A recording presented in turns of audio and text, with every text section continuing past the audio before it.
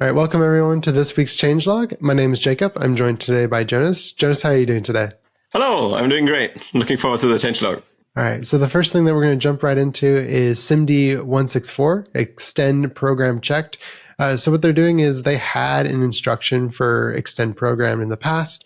It's live today. You can use this to increase the size of your Solana program. This one, I'm guessing, is just it's basically you have a check size and it's adding some information to check it, right? Yeah, it's basically just adding an owner check. So now only the owner of the program can actually extend it. So you can't annoy your friends anymore by extending their programs. So that's sad, but I think it's a good change, especially for consistency, that they all now check for the correct owner. Yeah, so it's a good change. This is just SIMD. It looks like it's going to pass pretty quickly. It was only created a few days ago at the time of the recording, but it's a pretty simple change. Then we have a bunch of commits. So first of all, runtime core BPF migration, add checks for executable account. So I think that this flag was actually removed, but now it's going to be reverted and coming back, right? I was wondering how they were going to check executable accounts when they removed it. Yeah, I was thinking they would always just check the owner would be the BPF loader program. But I guess there's some edge case where they can't do that, and that's why they have to revert it. That's how I understand it. Yeah, that makes sense. I guess that makes sense. But yeah, they apparently found some edge case. They reverted it. This is in the runtime core BPF migration. So it's not there yet. We don't have the core BPF migration for a while now, but it will happen eventually. Yeah. So the one bit will stay in all the accounts. Yep. I guess it's not too big of a deal. No. And then in other updates, they made some changes, or they made some examples using the SVM API. So for those that don't know, there is an external crate for the SVM. This is the Solana virtual machine. It's basically like the runtime of everything that you can do to do stuff with the runtime. Things like Eclipse and a few other projects are trying to use this type of thing to extend the SVM. So this is an example that was created by Joe of how to use the SVM. There's some kind of it's a payment channel example, I believe. So it's really, really cool. Definitely go check it out if you're interested in building on the SVM. Yeah, I think it's good for all of these projects that try to build rollups or layer 2s or ephemeral rollups like Magic Blocks, Sonic, Eclipse, and so on. So yeah, it's nice that this is going to be easier.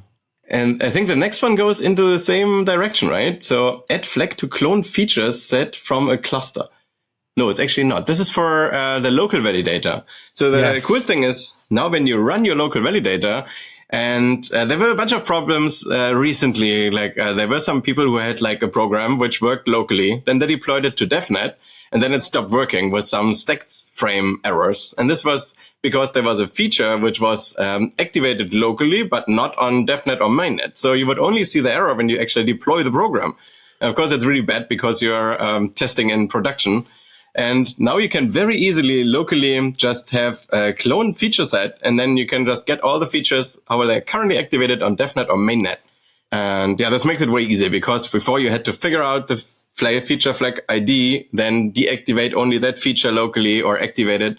So yeah, it's a really nice change, I think. Yeah, it makes it to where all the people that had confusion about this don't have to have confusion anymore. They can, and then you have to be very specific when you want to use the development, or I guess in a future change, it will be very specific to when you do the development feature set, so that I'm activating all features versus just what's on mainnet beta. Yeah, or if you want to test a feature before it's on mainnet or something. Yeah. Yep. And other local cluster news, there's another commit for custom Genesis size. This is so that people can basically put more accounts than would have previously been able to fit in the Genesis, just speed up some of the setup process. So it's pretty cool that this is being added. This kind of helps out with both local testing as well as potentially extending the SVM as well. If you do, the permission environments, the SPEs, Solana permission environments, so that you can do more customizations on your cluster. So it's cool to see this change. That's really cool. I think it's like also when you like start up your SVM, you could like already load a bunch of programs or something like this, right? So that what Lucid does, I think, right? Yeah, Lucid does this. You can also add a bunch of BPF program flags on your Solana test validator when startup, but apparently you could hit limits, which I was not aware of. Me neither, but it's good that this is fixed. And then we have a new version of the platform tools, and it's version 1.42. And what's new here?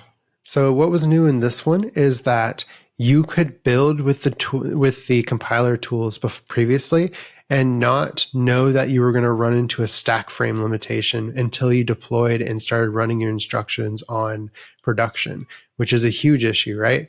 You want to know at compile time that you're going to run into these stack frame issues instead of when you deploy and you write over the code to interact with your smart contract.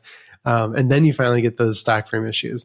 So this is a great change. It also, when you run into stack frame issues, it could potentially not tell you that it's a stack frame issue on the runtime. It might, like, because it's a stack frame issue, you might hallucinate some errors. I've seen that before. So this one will tell you on compile time, and you'll never run into those hallucinations. This is way better. I saw a bunch of complaints about this recently and tried to investigate with people, and it's so much better to have this at compile time instead of testing in production. This is a really, really nice change. When will this go live? Like, do you know? So it got backported to 1.18. So it's going to be in the new version of 1.18. Perfect. That's really nice. And talking about new versions, we have Web3.js has a release candidate. Yes. So all the different changes that you've probably been aware of or we've talked about throughout the year, it's actually more than a year at this point, on the new Web3.js 2.0. So there's a ton of changes. Too long didn't read. It's a very tree shakeable. It's very small. And it can be like the IO speed is like 700x better than the old Web3.js. Yeah, it's kind of crazy. But it is a little bit earlier. It is a release candidate. So if you want to test out the new version 2.0 before it's fully tagged and give feedback to make it better, definitely check out the release candidate and see what you can make of it. See how you can build on top of it. Because once that 2.0 gets tagged, we'll have to work with it and update the DevX later. But yeah, it's exciting to see this finally happen. Yeah, give feedback early. And there will also be a new wallet adapter for this. And what it also does, it makes the Web3.js package way smaller. So now that you have all these different packages here, you can only use the one that you actually need. And I heard before, like the loading times were really long if you just use Web3.js. And now you can actually only use the stuff you need, which makes your pages faster in loading times and probably use less memory. And overall, it's going to be good. So try it out. Yeah. Really nice. Some of the packages are like tools as well within it. Like there's the @Solana/errors.